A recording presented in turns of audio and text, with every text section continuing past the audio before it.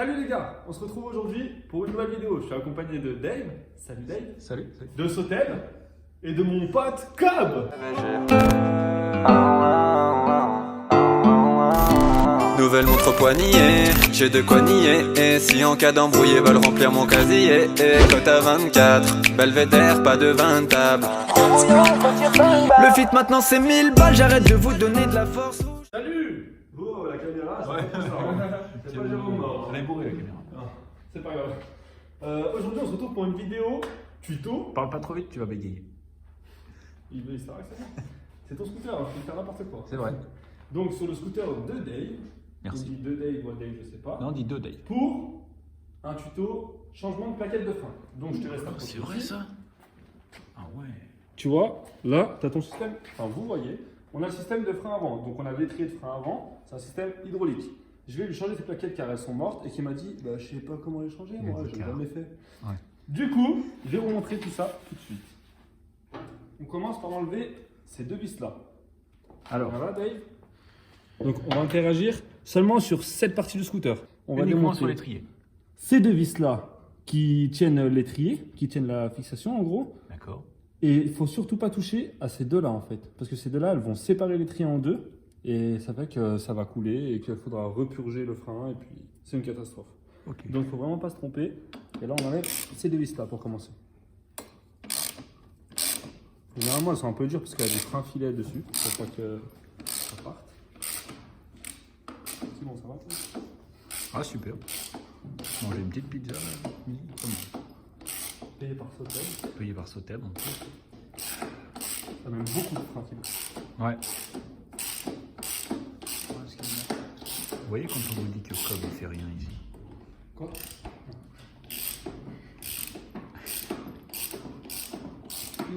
Pauvre Cobb. Qu'est-ce que vous avez dit encore? Rien. C'est bête. Oh! Tu vas y arriver. Ouais. Tu me fais besoin? Non, tu touches pas, je suis en train de faire une vidéo. Ouais, tu vois quelque chose. Non. Dommage. Comme, prends une petite vidéo, je leur montrerai. Comme l'envoyer. Vous voyez la belle casquette de Dave. Pourquoi tu filmes moi? Voilà. Voilà. Tout habillé en TCQ. Je vais faire du snowboard après. Tu veux faire du snowboard? Donc viens voir Dave. Ouais, alors. L'étrier est démonté. On a enlevé donc ces deux vis là. Si vous voulez que ça soit plus accessible, là il y a deux vis BTR ici qui tiennent la fixation. Ici. Mais sinon, on peut y arriver très bien comme ça aussi. Là, vous voyez, il n'y a plus de garniture. Ah oui. Les plaquettes sont finies. Sont fichues. Fini. Sont finues. Fini, fichu, finu. Voilà, je vais plus vite. Donc voilà, pour enlever ces plaquettes, on a un axe ici. Et on a une petite goupille. Donc on va enlever cette petite goupille à l'aide d'un tournevis plat. D'accord. Très bien, elle est tombée. Très bien, elle est par là. Ensuite, on enlève cet axe. Avec l'aide d'une pince que j'ai prise tout à l'heure. Je sais pas où il est tombé le truc. Hein. Elle est par là. Je vais la retrouver en 2 temps, 3 mouvements. Ah ouais, magnifique. Parfait. Nickel. Je vais la mettre dans le petit pot. L'axe, on le retire.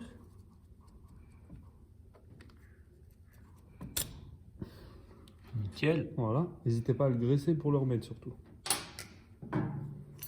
Ensuite, les plaquettes tombent de ce côté-là. Ce que Dave me disait, voilà, fallait pas enlever les plaquettes. C'est pas grave qu'on les enlève.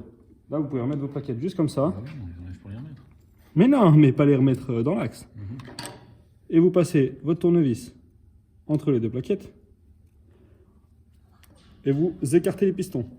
En fait, ça va faciliter la rentrée des autres plaquettes, des neuves, parce qu'elles seront plus larges. Ah oui. Vu que la garniture sera pleine.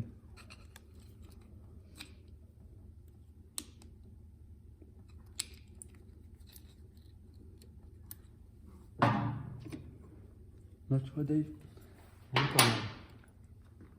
Correctement tout à l'heure.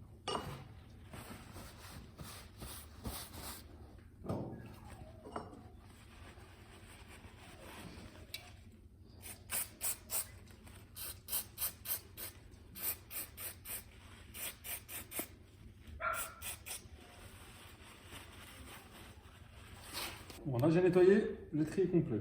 Une fois qu'il est nettoyé, on peut faire le remontage des plaquettes neuves. C'est beau. On va prendre une pince coupante. Elle y a plus dans la mienne. Ah, bravo. Pourquoi lui? J'en avais besoin.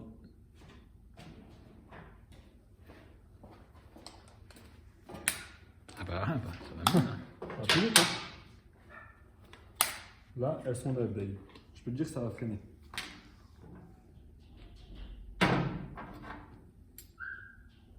On vérifie quand même que ce soit bien les bonnes. Ah oui, c'est mieux. Parfait. Donc pour les remonter, c'est comme le démontage. Vous collez vos plaquettes comme ça. Vous les insérez dedans. Une fois qu'elles sont là, pas oublier de remettre ça. Votre petit support. À l'endroit, c'est toujours mieux. Voilà.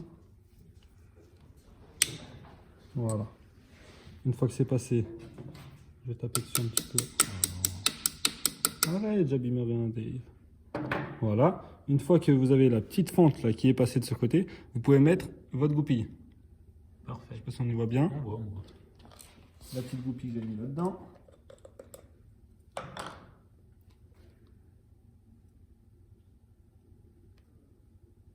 On la remet correctement. Voilà. Une fois qu'elle est mise, vous pouvez réécarter tout doucement vos plaquettes. Là, les pistons sont toujours écartés, hein, sont toujours au bord. Juste vos plaquettes, vous les remettez en place, histoire que le disque passe très bien dedans. Vous mettez votre disque entre les plaquettes. Voilà. Magnifique. Et tout est bon. Les deux vis à remonter.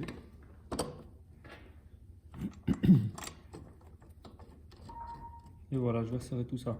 Avant de se resserrer, il faut que je vous dise, souvent, il y en a qui regardent leur niveau liquide de frein. J'allais dire de refroidissement, sa tête, j'ai pensé à ça.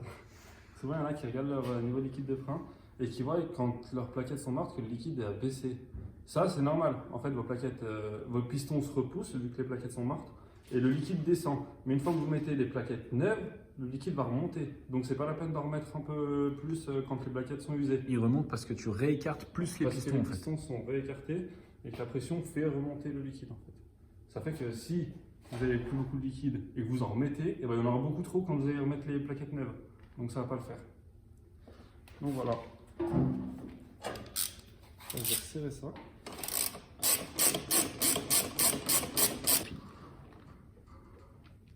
Voilà. Voilà, nickel. Une fois que vous avez remonté votre étrier et qu'il est serré, vous pouvez réactionner le frein, le levier. Il va être un peu mou au début, c'est normal. C'est le temps que les pistons se referment sur les plaquettes et sur le disque. Et après, il revient normal. Là, c'est nickel. Là, il doit freiner. On va faire tourner la roue d'ailleurs en même temps. Nickel. Parfait. C'est reparti avec des plaquettes neuves. Merci. Donc voilà. C'est très rapide, c'est à peu près la même chose sur tous les scooters. C'est vraiment pas compliqué. Juste faire attention quand vous enlevez vos plaquettes de ne pas repousser les pistons trop loin parce qu'au bout d'un moment ils peuvent sortir. Et quand le piston sort, le liquide coule et c'est reparti pour une purge. Donc voilà, il faut faire attention. Si vous avez des questions, laissez-les en commentaire, je répondrai à un maximum. Et puis voilà, j'espère que vous avez aimé la vidéo et à bientôt. Wesh le RR ce soir on encaisse. Billet coffré dans la caisse.